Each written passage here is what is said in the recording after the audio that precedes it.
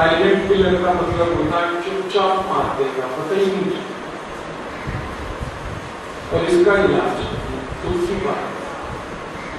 ऐसे ही बहुत गंभीर रोग है हमारे देश में जिसको हम कहते हैं हाई ब्लड प्रेशर, हाइपरटेंशन।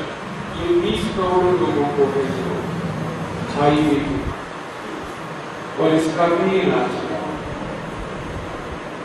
इसमें क्या है, गोली खाते रहो तो बीपी दबा रहेगा, गोली बंद कर दो फिर हो जाएगा। ऐसे ही भारत में 12 करोड़ लोगों को आंखों का एक ऐसा रोग है जिसका कोई इलाज दुनिया में नहीं। उसका नाम है ग्लूकोमा, काला पानी कहते हैं इसको। कोई लोग काला मोतिया भी कहते हैं, कोई इलाज नहीं। ऐसे ही आंखों का एक गंभीर रोग है रेटिनल डिटैचमेंट, कोई इलाज नहीं पूरी दुनिया। आप अमेरिका भी चले जाओ तो रेटिनल डिटैचमेंट ठीक नहीं होगा। आंखों में और ये गंभीर रोग हो गया, ये छोटे छोटे बच्चों को चश्मा चढ़ गया। अभी इनकी उम्र नहीं है और उनको चश्मा चढ़ गया। पहले ऐसा माना जाता था 40 साल के बाद चश्मा आता, लेकिन ये बेटी तो मुश्किल से 10 साल की है, इसमें चश्मा। कई बच्चे बचपन से चश्मा लेके पैदा होते हैं। और ये जो चश्मे का नंबर है ये बड़ा बड़ा और बड़ा होता है, कम नहीं होता। चश्मा मोटा मोटा और मोटा होता है, कम नहीं होता। भारत में करीब 14 करोड़ लोग ऐसे हैं जिनको फेफड़ों का रोग है, दमा, अस्थमा, ब्रोंकियल अस्थमा, ट्यूबरकुलोसिस के हैं, दमा, दम निकलने की, ये भी ठीक नहीं। ऐसे ही भारत में संधिवात, अंग्रेजी में हम वाउट कहते हैं, और दूसरा उसका एक और नाम है अर्थराइटिस।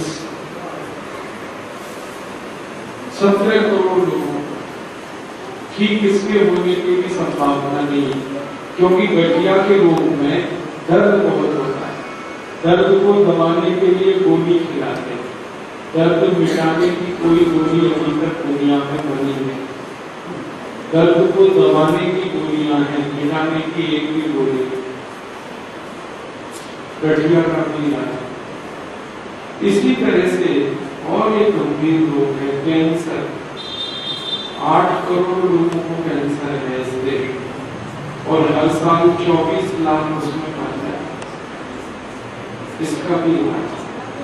तो जो लाइलाज लोग हैं जिनका इलाज ही नहीं है, ऐसे लोग हमारे देश में 77 करोड़ नागरिकों को हो गए हैं। और जो छोटे मोटे रोग हैं, सर्दी, खांसी, जुकाम, बुखार, इसकी तो मैंने गिनती नहीं की अभी। कमर का दर्द, पैरों का दर्द, इसकी तो गिनती ही नहीं की है। सिर का दर्द, इसको मैंने अभी गिना नहीं है।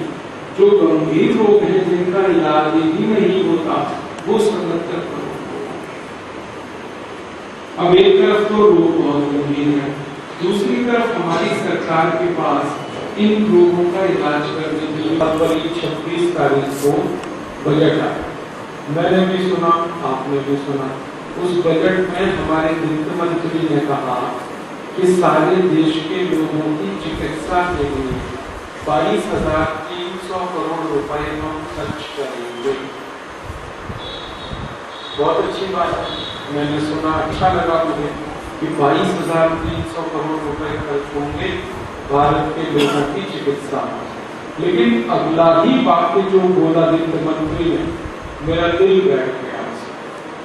उन्होंने कहा कि ये 22,300 करोड़ का जो खर्च होगा, इसमें से 85% खर्चा तो चिकित्सक जो डॉक्टर्स हैं उनकी तनख्वाह देने में ही चला जाए।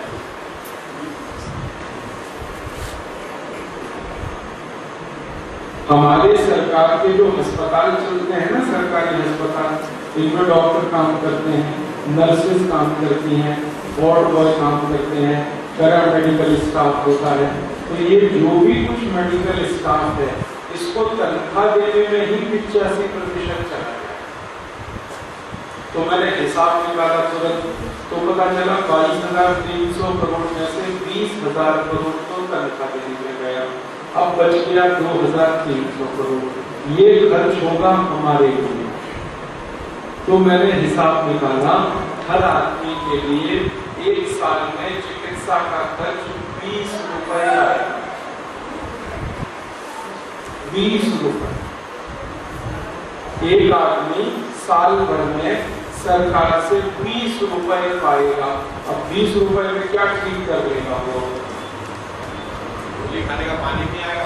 नहीं आएगा, बिल्कुल नहीं आएगा। पानी भी 15 रुपए का लीटर। मतलब सीधा सा ये है कि सरकार आपके ऊपर 20 रुपए साल का खर्च करेगी, इसमें सर्दी जुकाम भी ठीक नहीं होगा। समझ में आया? मेरे सरकार के पास पैसे ही नहीं। तो फिर क्या होगा? फिर ये होगा कि आपको अपने पैसे खर्च करने पड़ेंगे चिकित्सा में। यही तो होगा, सरकार के पास तो पैसे हैं, वो तो जितने पैसे हैं वो तनख्वाह देने में डॉक्टर्स को उन्हीं पे खर्च करने वाली है। जो बचेंगे 20 रुपए हर आदमी के हिसाब से, उसमें भ्रष्टाचार होगा। आपको मालूम है? हाँ, ऊपर से नीचे तक भ्रष्टाचार होगा। और भारत के प्रधानमंत्री थे श्री राजीव गांधी, वो कहते थे कि भ्रष्टाचार का 1 रुपया 85 पैसा लूटता है, 15 पैसा ही पहुंचता है। तो 20 रुपए में से 17-18 रुपए तो लूट जाएंगे भ्रष्टाचार में। आदमी के पास 2 रुपए पहुंचे, अब क्या करे 2 रुपए में? खरा कुछ नहीं हो सकता। इसलिए परिणाम जो होता है वो ये कि हर व्यक्ति को इलाज कराने के लिए अपनी जेब से खर्च करना पड़ता है। और ये जो अपनी जेब का खर्चा है, इसी को सरकार कहती है प्राइवेट एक्सपेंडिचर, निजी खर्च।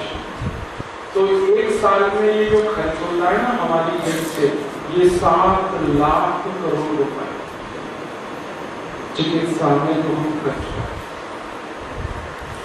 डॉक्टर को फीस देते हैं, ऑपरेशन का खर्चा उठाते हैं, हॉस्पिटल का पैसा भरते हैं, दवाओं का खर्च उठाते हैं। 4 स्तर पर हम खर्चा करते हैं हर साल 7 लाख करोड़। और ये कैसे होता है? 2-3 उदाहरण से समझ में आता है। भारत में हर साल 4.5 करोड़ लोगों को हार्ट अटैक आता है, हर साल 4.5 करोड़ लोगों को हार्ट अटैक आता है। अब हार्ट अटैक का इलाज एक ही है, एंजियोप्लास्टी का ऑपरेशन।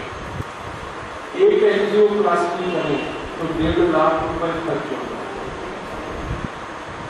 तो हिसाब को 4.5 करोड़ में 1.5 लाख का गुना ऐसे खर्च होता है। अब दुर्भाग्य पता है क्या है? आपने 1.5 लाख रुपए लेके जो ऑपरेशन कराया एंजियोप्लास्टी, उसमें क्या होता है?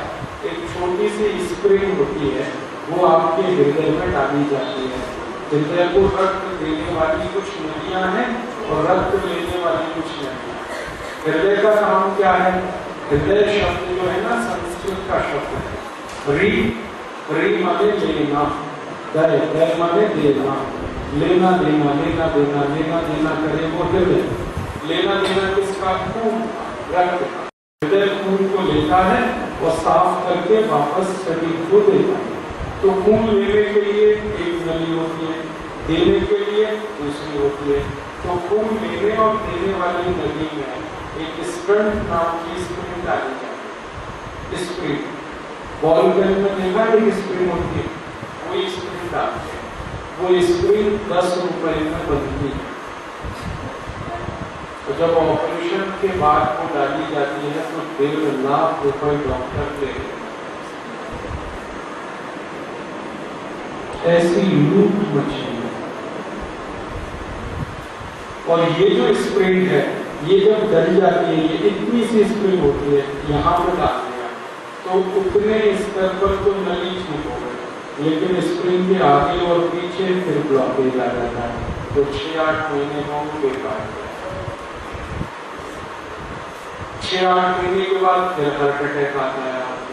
दोबारा फिर एक और स्क्रीन डाल देता है डॉक्टर, फिर 1.5 लाख ले लेता है और वो